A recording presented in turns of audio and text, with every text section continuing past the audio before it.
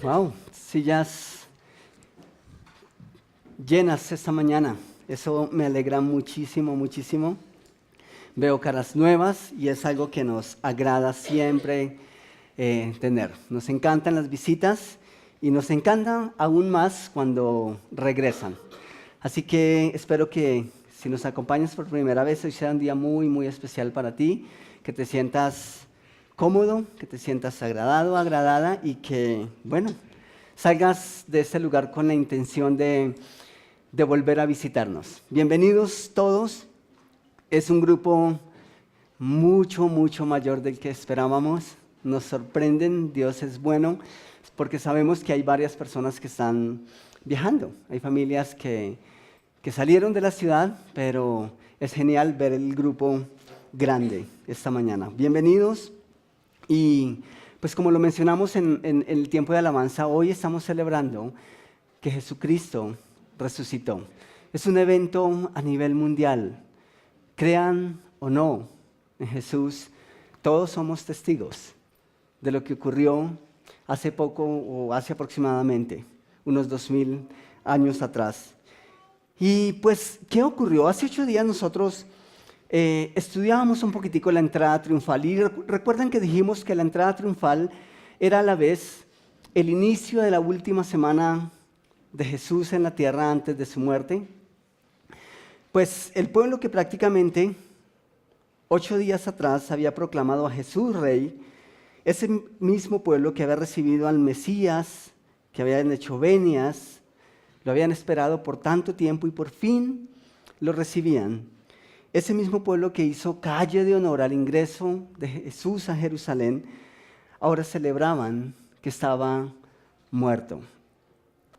Por un instante le reconocieron, pero luego determinaron que Jesús no era suficiente y que carecía de valor real porque ellos esperaban un rey que fuera como ellos lo habían imaginado. Imagino que ellos tenían una connotación de rey que les había proporcionado el Imperio Romano. Ellos se imaginaban un rey cabalgando en uno de los mejores caballos, con sus escudos, con su espada, con toda su armadura. Pero cuando Jesús se presentó como Él se presentó, ese pueblo entendió que no era el rey que estaba en la capacidad de darles la libertad que ellos estaban esperando. No era lo que ellos necesitaban, así que prefirieron pedir su condena. Y ese no fue solo el acto más insensato de la humanidad, sino que es el acto de amor más grande que jamás nosotros hubiésemos presenciado si es que Dios no se toma en serio nuestro problema de pecado. Alguien escribió que Jesús o Dios nos amó tanto que prefirió morir por nosotros antes que vivir sin nosotros. Y esa es la historia de su Hijo en la cruz. Así que esta mañana deseo recordar algunas ironías que me rodearon la escena de la crucifixión de Jesús.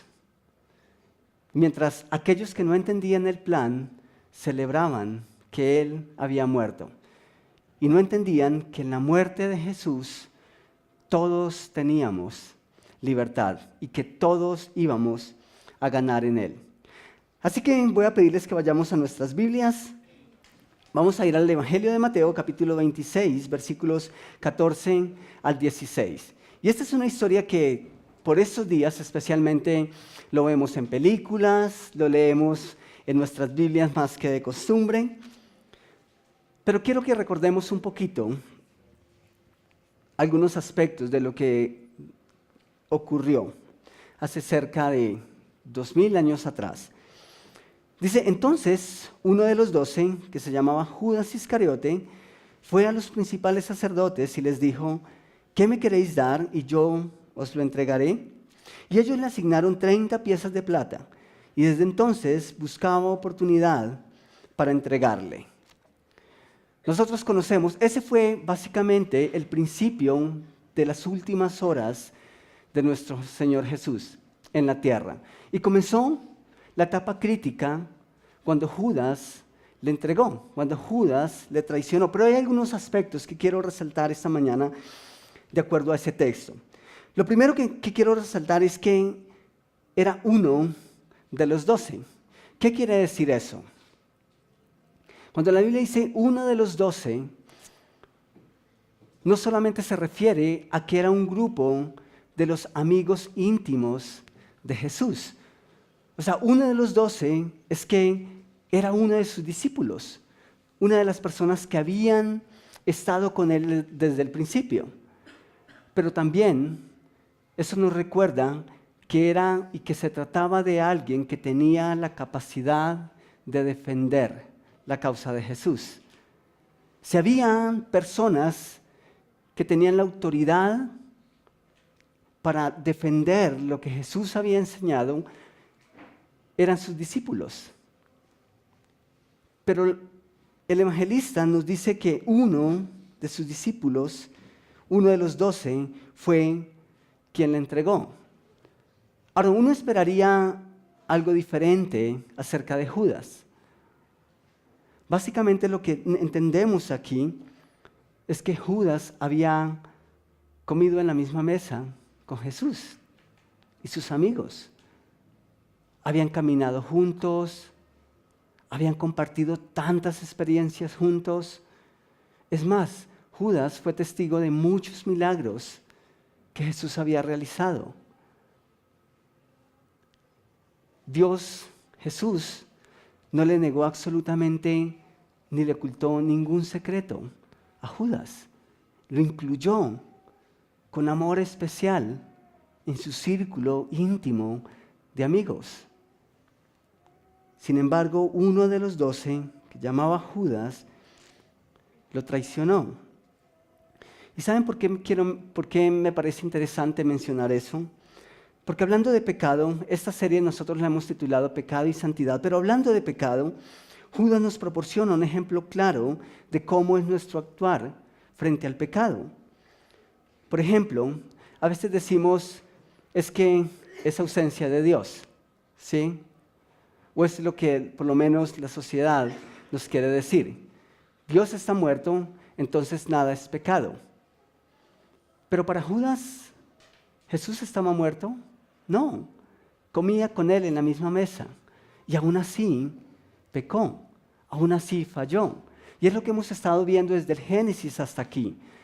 Es nuestra naturaleza, el pecado está en nosotros. Así que no es ausencia de Dios. Pero por otro lado,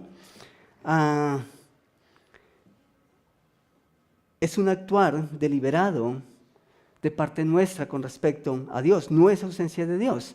Lo que hizo Judas fue un acto deliberado delante de Dios. En el caso de Judas, fue uno de los 12, fue uno que estuvo cerca a Jesús, que estuvo todo el tiempo con él, pero aún así falló. Dios no se ha alejado, no se ha ido nunca. A veces simplemente decidimos ignorarlo y eso es diferente. Por otro lado, el texto nos dice que fue a los principales sacerdotes. Uno de los 12, ¿qué hizo? Fue a los principales sacerdotes. ¿Cuántos de ustedes o cuántos de nosotros a veces decimos, es que yo no quería pecar, pero es que el pecado está en todo? ¿Lo hemos dicho alguna vez? La culpa es de la televisión, ¿cierto? Porque nosotros estamos viendo noticias y de repente aparece algo que no queremos ver. O salimos a la calle con toda la intención de hacer lo que es correcto, pero es que el vecino se levantó malhumorado, ¿cierto? Entonces, ¿de quién es la culpa? Del vecino, de los medios. Pero ¿qué es lo que hizo Judas? Lo que podemos deducir aquí es que Judas no recibió ninguna oferta, sino que fue él, por iniciativa, que fue a buscar. O sea, nosotros no siempre pecamos porque el pecado toca nuestra puerta, ¿cierto? A veces queremos tocar la puerta del pecado. Y es exactamente lo que hizo Judas. Parece que él no recibió una oferta. ¿Y saben qué me parece interesante? Que Judas conocía todos los detalles del ministerio de Jesús. Y los conocía tan perfectamente que pudo dar todos los detalles a los sacerdotes y a los que habían pedido la muerte de Jesús. Es una evidencia más de que Jesús no le negó ni le ocultó absolutamente nada a Judas. Lo incluyó y lo hizo alguien especial. Cuando digo que Judas ejemplifica nuestro accionar frente al pecado, es por esa razón. Porque cuando no pecamos, porque el enemigo nos presenta el pecado, de hecho, somos especialistas echándole la culpa al enemigo, ¿cierto? Somos como el niño que está jugando con sus amigos en el borde de la piscina y llega su amiguito por detrás y lo empuja. Y cuando llega su papá y le pregunta, ¿por qué lo hiciste? Dice, Satanás me obligó a hacerlo. Nosotros somos especialistas en hacer ese tipo de cosas. Pero Judas no solamente pecó porque ignoró a Dios, ignoró el conocimiento y todo lo que había escuchado, sino que no contento con eso, fue y buscó ocasión. Y dice que desde entonces buscaba ocasión para entregar a Jesús. Lo otro que me llama la atención del texto que acabamos de leer es 30 piezas de plata. ¿Qué son 30 piezas de plata? 30 piezas de plata. La verdad, no es mucho si nosotros lo convertimos en pesos o en cualquier otra moneda. No parece ser mucho. Pero cuando nosotros consideramos lo que se esconde detrás, realmente tiene un valor muy, muy alto. Por ejemplo, ¿quién propuso el pago? ¿Fue Judas? ¿Quién fue a buscar entregar a Jesús? Fue Judas. Dice que la escritura que él fue y buscó a los sacerdotes. Pero ¿quién ofertó? Fueron los sacerdotes. Judas básicamente les dijo, ¿cuánto me dan? ¿Judas conocía el precio? Típico de alguien que trabaja y no sabe el costo de su trabajo.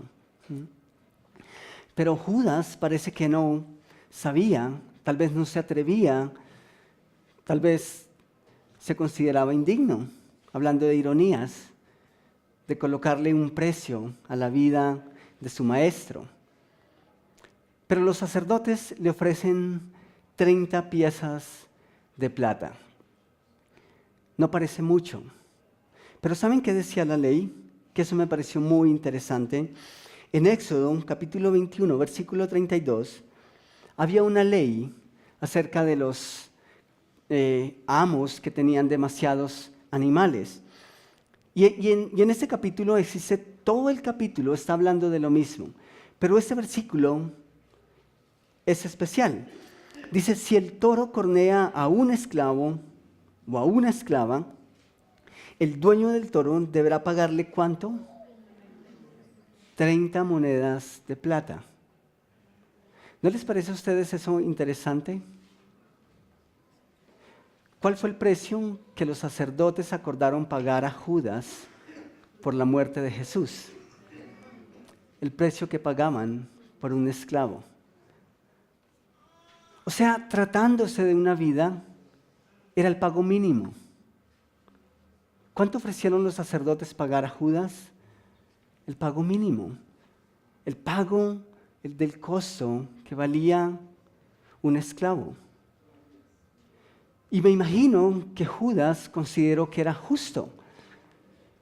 Se trataba de una vida, así que después de todo, imagino que era un pago justo. Y dice que desde ese momento buscaba vocación para entregar a Jesús. Imagino que los sacerdotes conocían el precio de un esclavo. Ellos eran expertos en la ley. Y fue ese el precio que consideraron por la cabeza de Jesús. Y saben, en medio de todo era así como ellos lo veían. Jesús en realidad no era alguien que a simple vista parecía sobrenatural o maravillosamente diferente a cualquiera o a cualquier otro hombre. Era tan normal como cualquiera de nosotros.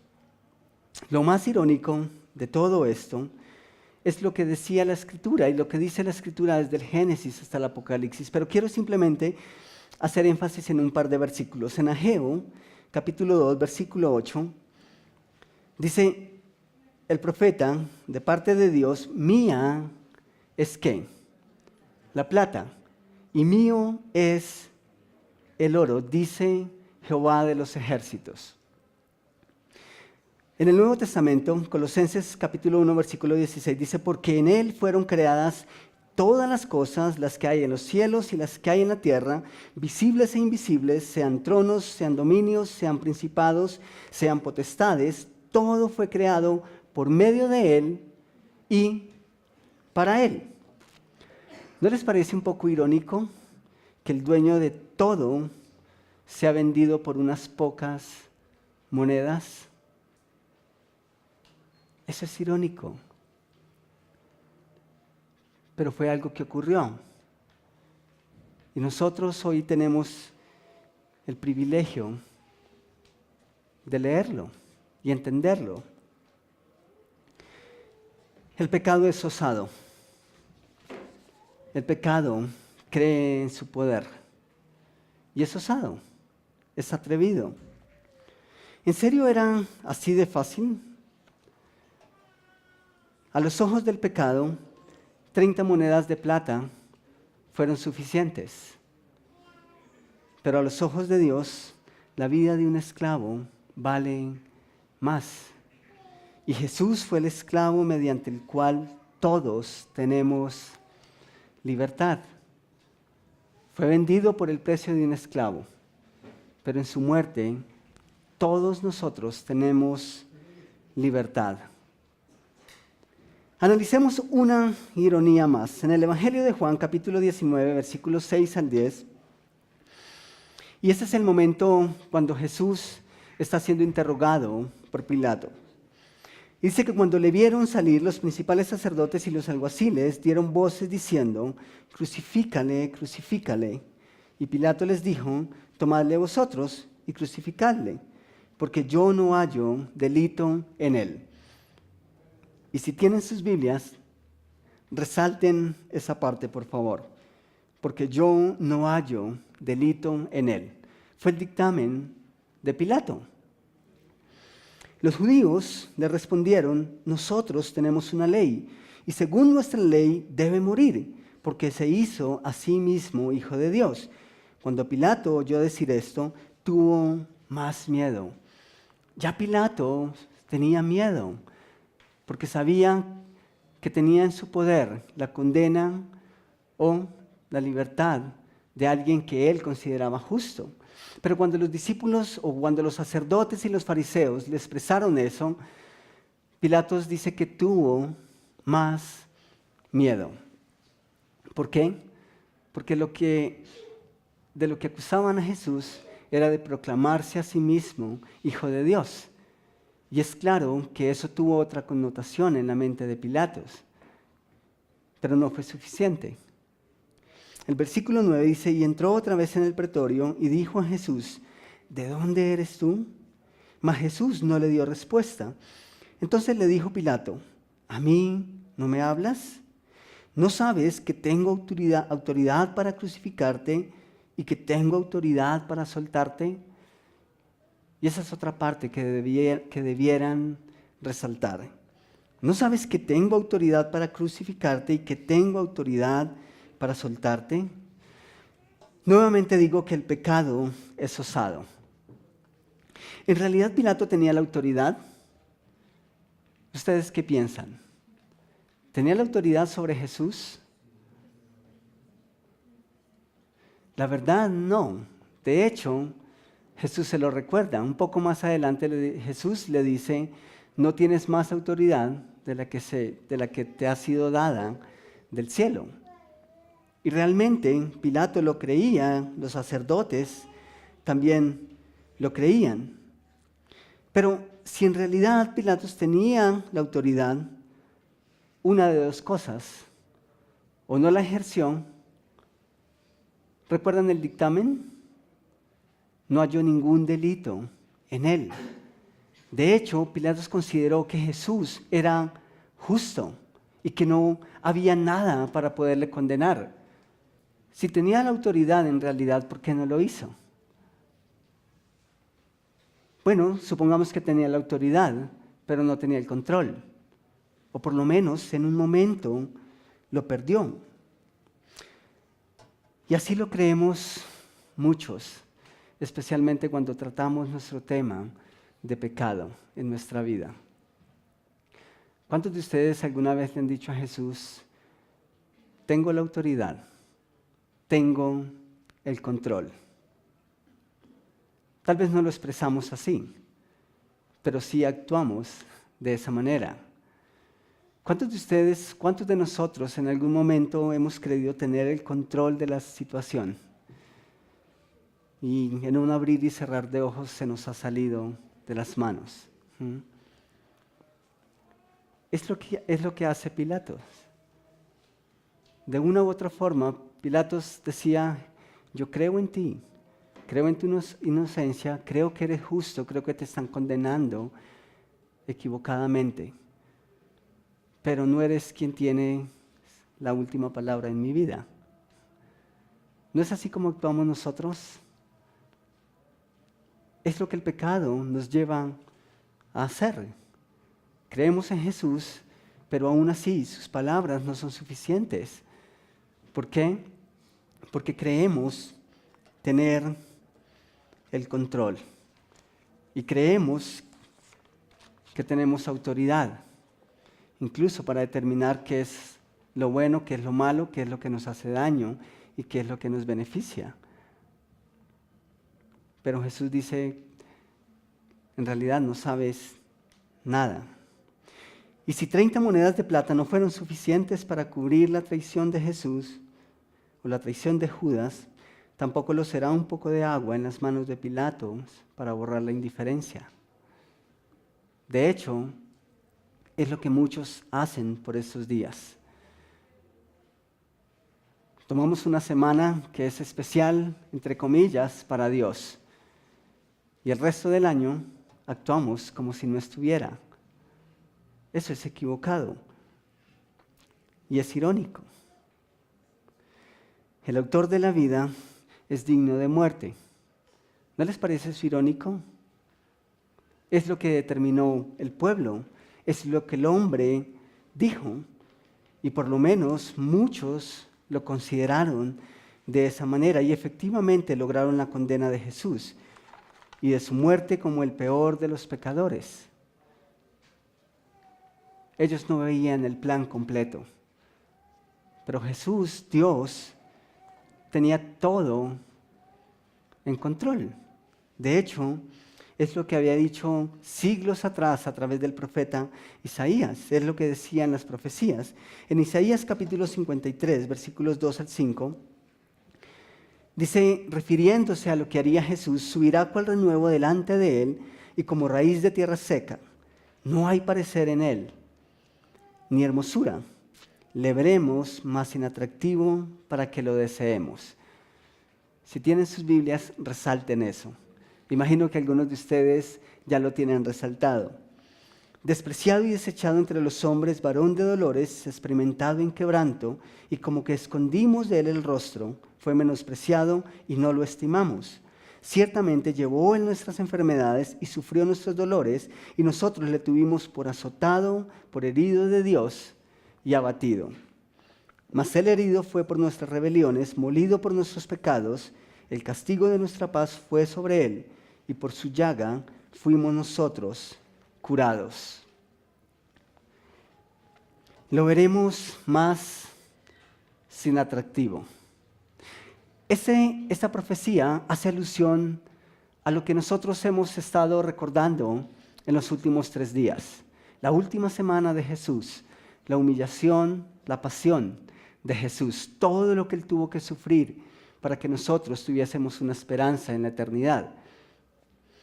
Pero dice en la Escritura o el profeta que le veremos más sin atractivo. Y cuando nosotros leemos esto, ¿en qué pensamos? ¿En qué momento de la vida de Jesús pensamos? En su humillación, ¿cierto? Cuando estaba golpeado, azotado, su sangre se derramaba por todo su cuerpo, sus heridas se abrieron. Y nosotros decimos, no parecía atractivo.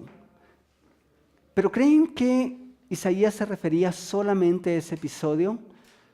¿O más bien también se refería a lo que era Jesús en sí, a la persona de Jesús? Yo creo que también se refería a eso. Cuando la gente veía a Jesús, ¿a quién veían? ¿A un rey? No.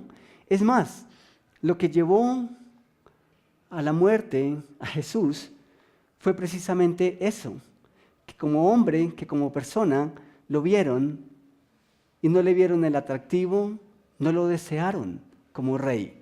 Y por eso lo crucificaron.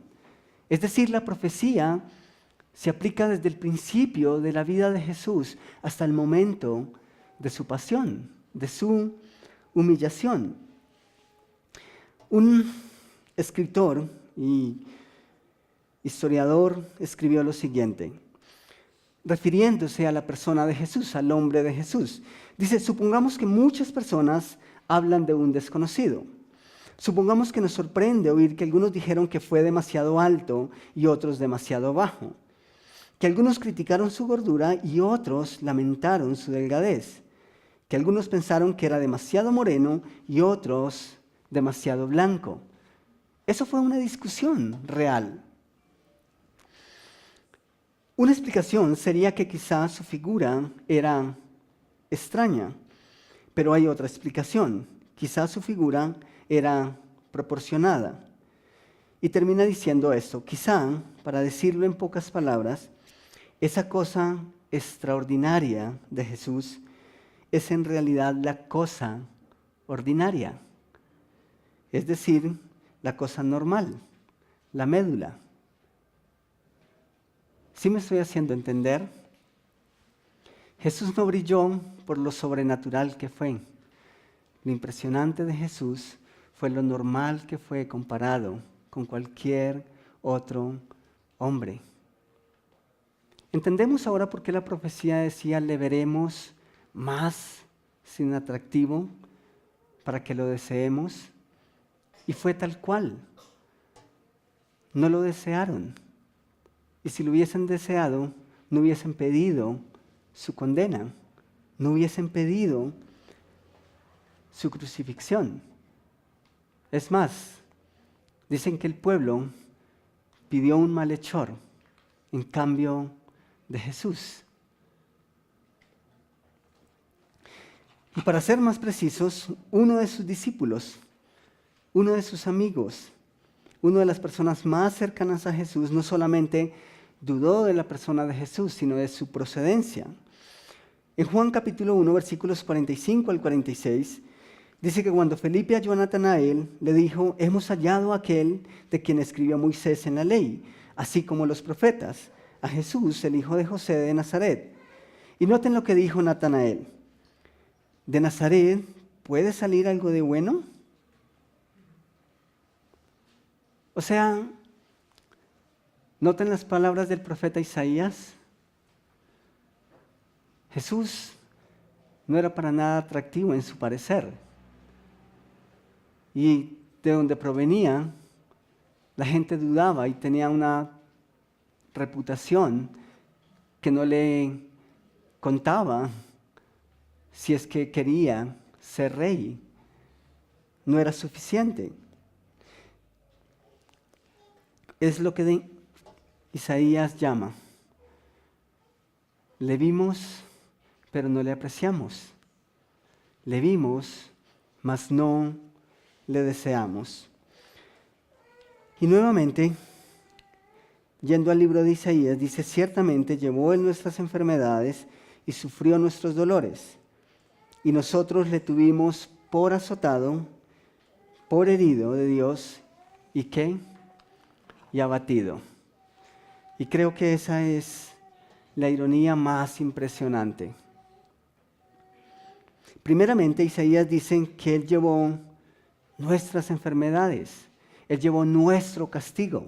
El peso de nuestros pecados fue sobre sus espaldas.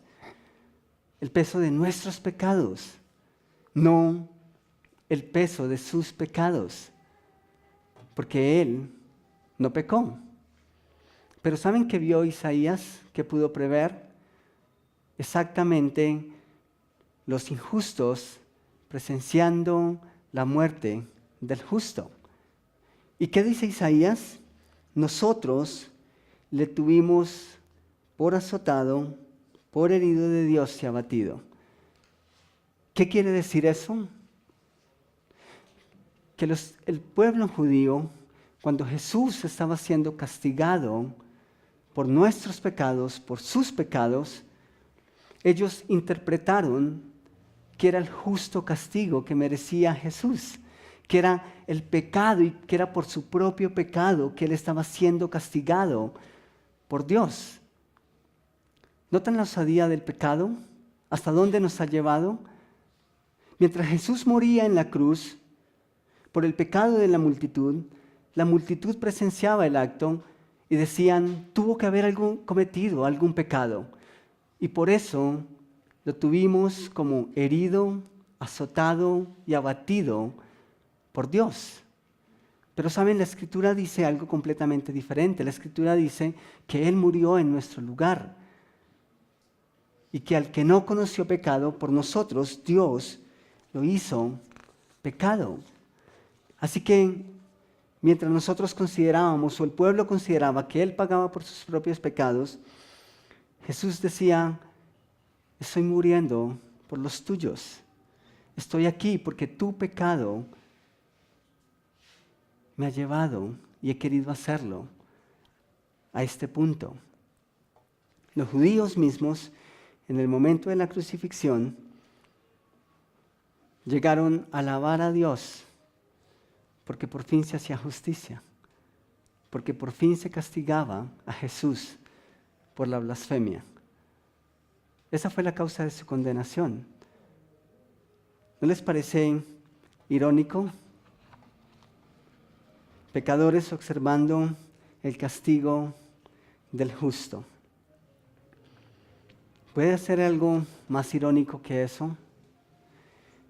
No sé, imagino que el pecado tiene el potencial de mostrar cosas más grandes que esas. Pero lo que estoy seguro en este punto es que la historia de la cruz no termina ahí. Que la historia de la cruz es apenas el comienzo. Porque si todo lo anterior fue cierto, también es cierto que en la muerte de Jesús todos nosotros encontramos la vida. Y esa es otra ironía. Por la muerte de uno, todos tuvimos derecho a la vida como Él la planeó, a la vida real. El título de esta mañana es Humillante muerte, gloriosa vida. ¿Y por qué es una muerte humillante? Por todo lo que hemos considerado esta mañana. Pero es humillante especialmente porque Cristo murió en el lugar donde pecadores como usted y como yo debiéramos haber sido crucificados. Eso es lo que hace humillante la muerte de Jesús. Los maderos fueron diseñados para los peores pecadores. Y Jesús sufrió la muerte y muerte de cruz. La muerte que usted y yo merecíamos. Y fue y es una vida gloriosa la que alcanzamos a través de su muerte porque resucitó. Es una vida gloriosa porque la tumba no le pudo retener. Es gloriosa porque de otra manera usted y yo no tendríamos esperanza más allá de esta vida. Es gloriosa porque esta vida, como la conocemos, es apenas una invitación para otra vida que es perfecta, que es completamente distinta y que solo podemos acceder a ella mediante el sacrificio de Cristo en la cruz. Pero con todo lo glorioso que pudo ser la muerte de Jesús, nosotros no tendríamos ninguna esperanza si es que Él no resucitó. Y eso es lo que nosotros celebramos esta mañana como iglesia. ¿Saben qué dice el apóstol Pablo? El apóstol Pablo dice que si Cristo no resucitó, nuestra fe es vana. O sea, usted y yo estamos siguiendo simplemente una ilusión, una historia que es inventada, una historia que carece de valor real y trascendencia. Si Jesús no resucitó de los muertos, entonces dice Pablo que todos murieron creyendo una mentira y que usted y yo somos dignos de que nos tengan lástima, porque nuestra fe es vana, porque creemos algo que no tiene fundamento y que no tiene una garantía. Pero ¿qué es lo que tú crees? Yo creo que mi Salvador resucitó y que está vivo y que ha de venir por nosotros nuevamente. Si se queda en la tumba, nuestra esperanza muere con Él. Pero por cuanto resucitó, nuestra fe sigue intacta y nuestra esperanza es viva, es real, porque la tenemos en alguien que es confiable y que no está muerto. Quiero invitarles a que nos pongamos en pie esta mañana y quiero invitarles a que cantemos una vez más la canción con la que empezamos el servicio hace un rato. Pero quiero que la cantemos de una manera especial. ¿Cómo debería ser una celebración? Alegre, ¿cierto? Con ánimo, con gozo. Poco antes de que se conociera que Jesús había resucitado, el ánimo de los discípulos y de todos aquellos que le habían seguido estaba por el piso. Todo se había perdido y no era para más. Hombres habían dejado sus familias, sus profesiones, habían dejado todo cuanto tenían por seguir a Jesús. Y de repente, Él había muerto. ¿Qué les quedaba? No les quedaba absolutamente nada. Y Jesús se encuentra con un grupo de ellos. Y dice la Escritura que ellos estaban cabizbajos. O sea, mirando para el suelo. No tenían nada más que hacer. Y usted y yo, si es que Jesús no ha resucitado, pues ¿cómo debería estar nuestro ánimo? Pero cuando ellos entienden que Jesús había resucitado, tienen fuerzas, tienen ánimo y tanto ánimo que trastornaron al mundo con el mensaje no solamente de un Jesús condenado, crucificado, sepultado, sino que además resucitado. Ese es el poder de nuestro mensaje y es lo que transforma nuestras vidas. Y usted y yo esta mañana, si somos testigos de eso y lo creemos, quiero invitarles a que canten con nosotros. Mi Dios no está muerto, Él venció la muerte y Él vive para siempre. No sé qué tan real es este canto en tu vida. Algunos artistas dicen que componen canciones simplemente a base de su imaginación. Y otras personas que cantan dicen que escriben simplemente sus propias historias y les colocan una melodía. No sé cuál es tu realidad al cantar una canción como la que acabamos de cantar. Si Él en realidad vive, Él espera mucho más que ese reconocimiento. Él espera vivir en ti y en cada uno de nosotros. Y si tú no has aceptado a Cristo como Salvador personal, pues Él no vive en ti. Y no tienes la certeza de pasar la eternidad con Él. Y esta mañana Dios te hace esa invitación. Porque una cosa es creer que Dios existe y otra cosa muy diferente es creerle a ese Dios. Y si tú esta mañana crees en Dios, pero aún no le conoces lo suficiente porque no has comenzado una relación con Él, hoy es el día que puedes hacerlo. Y hay personas en este lugar que están preparados y que estarían gozosos de mostrarte a través de la Escritura qué debes hacer para aceptar a Cristo en tu corazón y empezar una relación personal con Él, para empezar a disfrutar de una relación en la que no vives de lo que otros te cuentan, sino de lo que tú puedes experimentar con Jesús. Así que quiero tomar un momento para orar por ti. Y si no conoces a Jesús como Salvador personal, yo te invito a que no salgas de este lugar sin antes haberlo compartido con alguien, con alguno de nosotros, tal vez con las personas que te recibieron esta mañana al entrar al local. Pero es la decisión más trascendental en nuestra vida. ¿Con quién queremos pasar la eternidad? Y si tú no estás seguro, segura, yo te ruego que nos preguntes, que le preguntes a Dios.